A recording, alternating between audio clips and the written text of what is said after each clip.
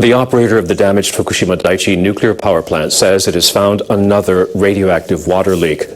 TEPCO officials say that no radioactive water reached the ocean as there are no drainage systems leading into the sea near the site.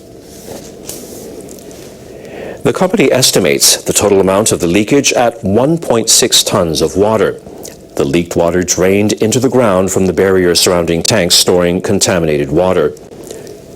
TEPCO officials said they found water coming from the barrier's foundation joints. Workers at the plant measured 93 becquerels per liter of strontium-90 in the water remaining within the fence.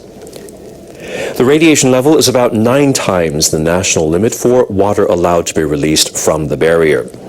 The workers said they believe the cause of the leakage was deteriorated joints. They added that they think the rainwater absorbed radioactive materials that have been in the environment since the March 2011 accident. Later on Sunday, they also found 2 more spots leaking water and are trying to locate the cause. It will beef up its headquarters in Fukushima in a bid to help residents return to their homes. They're planning to move the Fukushima headquarters to a municipality in a zone currently designated as an evacuation area. TEPCO will finish compiling its 10-year business plan on Friday. The Fukushima Revitalization Headquarters is now located at the national soccer team's training compound just outside the zone. TEPCO also plans to add hundreds of workers to its labor force to total 2,000. The increased personnel will handle operations such as cleaning up homes and offices for all returning residents and measurement of residents' radiation levels. The utility said it is hoping the new office will help boost the regional economy and help residents return home. Government officials say the cleanup operation around the Fukushima Daiichi nuclear plant is behind schedule. They say they're now aiming to complete the work by March 2017. Environment Ministry officials said in January of last year that decontamination would be finished by March 2014, except in areas with very high radiation levels. However, the plan has fallen behind in 6 out of 11 municipalities. The ministry officials have struggled to gain approval from the residents for temporary storage sites for contaminated soil. They say they will prioritize work in residential areas so people can return home as soon as possible. There's still no decontamination plan for Futaba. That town is where the nuclear plant is located. The officials are still trying to negotiate a schedule with this locals. week about the ongoing effort to deal with the radioactive fallout from the nuclear accident in Fukushima, Japan. Our latest story focuses on forests. They cover 70% of the prefecture. The government has yet to decide how to decontaminate them. NHK World's Ryo Asami shows us how tainted the woods are and examines the impact of not cleaning them up. Kawauchi is 20 kilometers from the Fukushima Daiichi nuclear plant. Houses in the village are surrounded by forest. In November, researchers from the Japan Atomic Energy Agency conducted surveys to find out how far the contamination has spread. Now they constantly measure radiation in the woods. They start near the ground. It's 1.87 microsieverts per hour here. That's more than 30 times what's normal. They took readings in 10 locations. The radiation in each place was much higher than what they measured in the contaminated neighborhoods. Radiation levels tend to be high in forests because the trees are contaminated. The researchers think leaves are emitting high levels of radiation. They wanted to identify any other sources, so they tested the forest soil. They gathered fallen leaves, and they collected soil at depths of 1, 5, and 10 centimeters. They brought mobile labs to test the samples immediately. The results show the soil contains more than 15,000 becquerels of radioactive substances per kilogram. It's nearly twice the level that ought to be treated as radioactive waste. The researchers are concerned the substances are spreading beyond the forest. They say rain could spread radiation over the ground and into rivers. They think it could flow to other areas where people live. Radioactive substances move with the soil, which can end up in rivers, and we're already seeing that happen. We're concerned about the people who live downstream. We visited a residential area 5 kilometers from the survey site. Decontamination here was completed this spring. People have started returning to their homes. But some residents say the cleanup did not reduce the radiation level effectively. They say in some places it has even increased since the decontamination. Radioactive particles in the forest trickle down when it rains. I think we need to have another round of decontamination work here. The government is reluctant to launch decontamination efforts in forests. Officials say they would need to extract and store vast amounts of hazardous waste. And they say cutting down trees and removing topsoil would destroy the environment.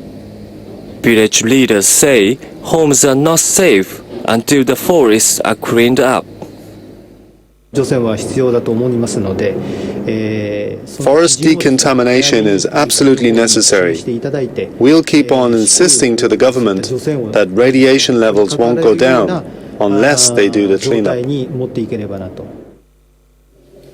Only half the people of this village have been able to return home. With concern that radiation levels will remain high, the rest don't know when they will be able to join them. Ryo Asami, NHK World, Kawauchi, Fukushima. Opposed to restarting Japan's nuclear power plants returned to the streets of central Tokyo on Sunday.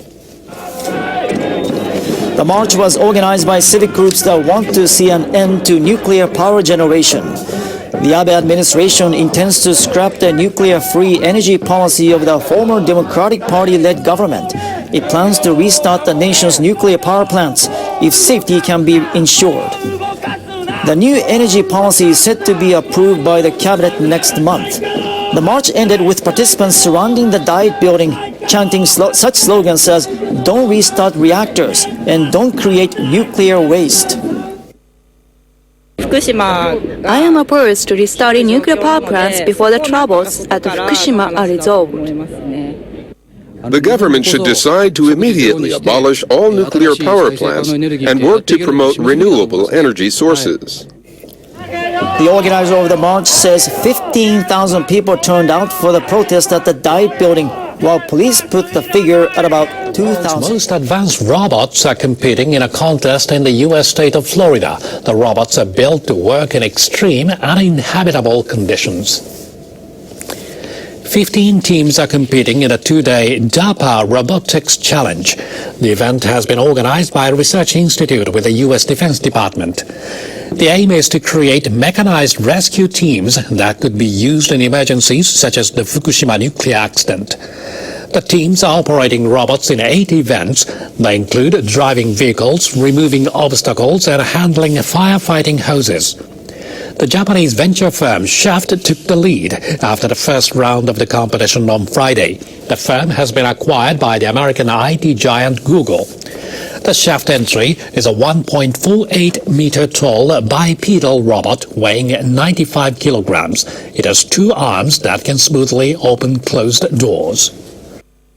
In Fukushima specifically, in the first 24 hours, if someone could have went in, the whole escalation of the nuclear catastrophe could have been prevented, but no, humans could not enter because of the high radioactivity. Other competitors in the contest include robots from NASA and the Massachusetts Institute of Technology.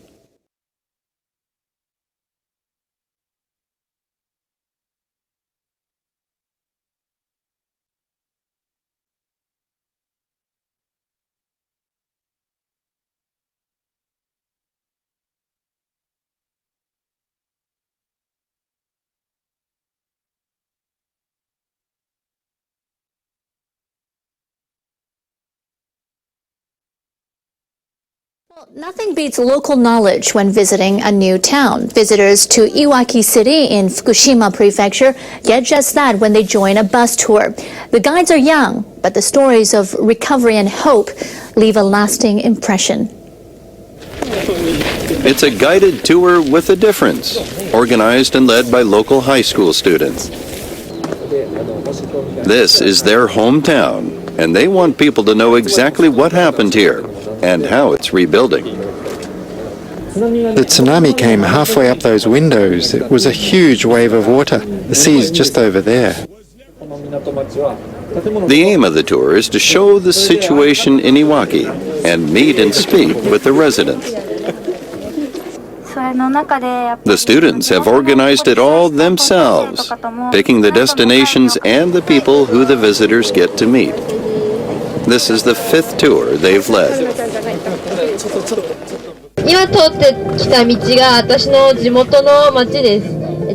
Haruna Shiraiwa came up with the idea of the tours last year.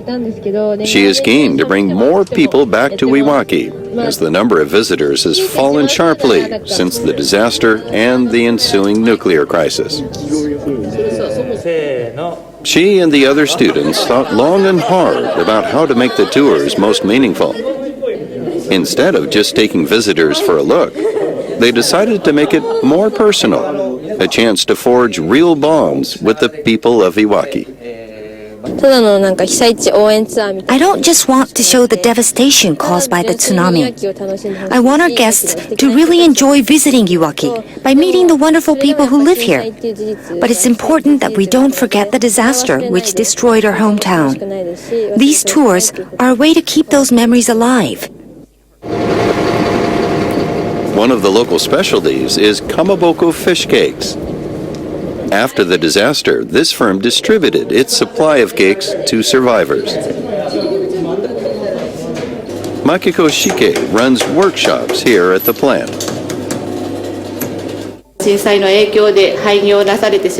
Many companies had to go out of business after the disaster. But we've managed to hang in there and stay in business. The visitors try their hand at making the fish cakes. Then they have a taste.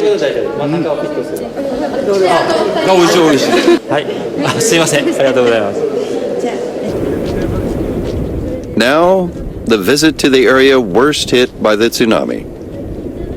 There hasn't been any rebuilding. About 800 people lived here in about 300 households. This is all that's left. So far, 150 people across Japan have taken the tour. It's a show of support for the students' idea of bonding visitors and survivors. The students' feelings made a deep impact on me. I really admire the strength of the people of Iwaki and the Tohoku region as they strive to get back on their feet. I hope our guests remember Iwaki and keep coming back. Even if they can't, it would be a great help if they would just tell their friends what a good place Iwaki is. I hope they do that. Haruna and the other students hope the visitors keep coming. They want people to understand the strength and resilience of Iwaki's residents. We need to get subscribed and get this unity stronger and beat YouTube at their own game. Okay, that's what this is about. Like I say, go to the remix button, hit the remix button. That way you'll have this video and keep up with this. Otherwise, YouTube's just going to control us, guys, and it's really bad.